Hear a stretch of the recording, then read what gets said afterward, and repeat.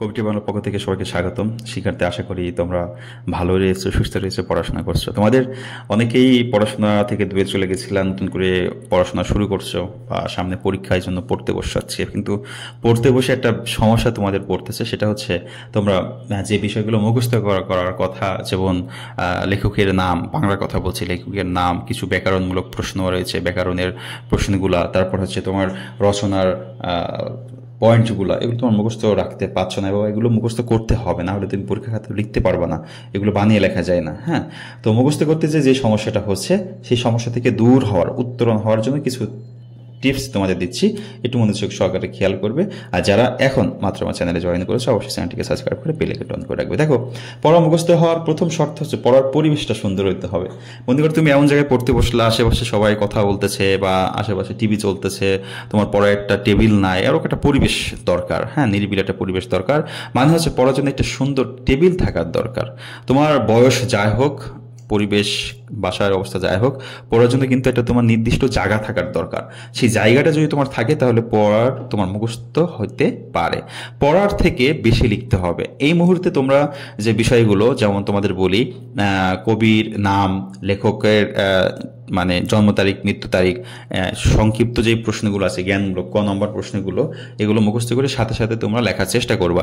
যদি লিখে প্র্যাকটিস করো, তারপর রচনার টপিক, গ্রাম ব্যাকরণের যে প্রশ্নগুলো আছে, এগুলো যদি তুমি লিখে প্র্যাকটিস করো কয়েকবার, দেখবা সেটা মনে থাকছে। খণ্ড খণ্ড করে মুখস্থ করতে হবে। যদি একটু বেশি হয়ে যায়, 4 লাইন 5 লাইন করে মুখস্থ করে করে তুমি লিখবা, দেখবা যে তোমার মুখস্থ হয়ে যাচ্ছে। পড়া মুখস্থ করার সবচেয়ে ভালো সময় হচ্ছে সকালবেলা। তাহলে মুখস্থ যে পড়াগুলো আছে, তুমি ঘুম থেকে উঠেই সেটা করবা, কারণ ঘুম থেকে উঠলে মাথাটা ফ্রেশ থাকে, ব্রেনটা একেবারে ফাঁকা থাকে, ঠান্ডা থাকে। তখন সকালে তুমি যদি উঠে মুখস্থর পড়াগুলো করে নিতে চাও, তো মুখস্থ পড়াগুলো করলে তোমার সেগুলো তাড়াতাড়ি মুখস্থ হবে। অবশ্যই নিয়মিত 8 ঘন্টা ঘুমাতে হবে। এখন সামনে পরীক্ষা, তাই বলে রাত দিন 24 ঘন্টাই পড়তেছো, কোনো রেস্ট নাই, কিছুই নাই। মাথার একটা রেস্ট আছে, চোখের একটা রেস্ট আছে, সেটা তুমি দিচ্ছ না, না দিয়ে মুখস্থ করার চেষ্টা করছো। এগুলো এরকম হবে যে এখন মুখস্থ করছো, তখন ভুলে যাচ্ছ। এজন্য অবশ্যই ব্রেনকে তোমাকে রেস্ট দিতে হবে। যে পড়াটা মুখস্থ করবে তা 48 ঘন্টার মধ্যে, সেই পড়াটা আর একবার পড়তে হবে। যেমন আজকে যে পড়াটা তুমি সকাল মুখস্থ করছো, কালকে সকাল অবধি আগে তুমি কি করবে, সেটা আর একবার রিভাইজ করবে, দেখবে ওটা অনেক দিন পর্যন্ত মনে থাকছে। শিক্ষার্থীবৃন্দ, মুখস্থ করার জন্য এই টিপস আমার কাছে যেরকম মনে হয়েছে, আমি ছোটোবেলায় যেভাবে মুখস্থ করতাম, টিপসগুলো তোমাদের দেখানোর চেষ্টা করেছি।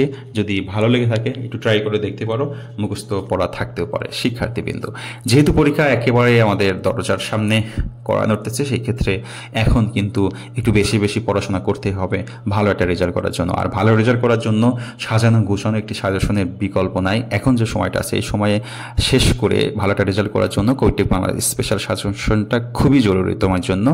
হোয়াটসঅ্যাপে যে নাম্বারটা দেখছো, এই নাম্বারে একটা নাম্বার আছে স্ক্রিনে, হোয়াটসঅ্যাপ নাম্বার, এটাকে যোগাযোগ মেসেজ করলে কীভাবে নিতে হয় সাজেশনটা তোমাকে হেল্প করবে। নিয়ে পড়াশোনা করো, ইনশাল্লাহ ভালো হবে। আল্লাহ হাফিজ।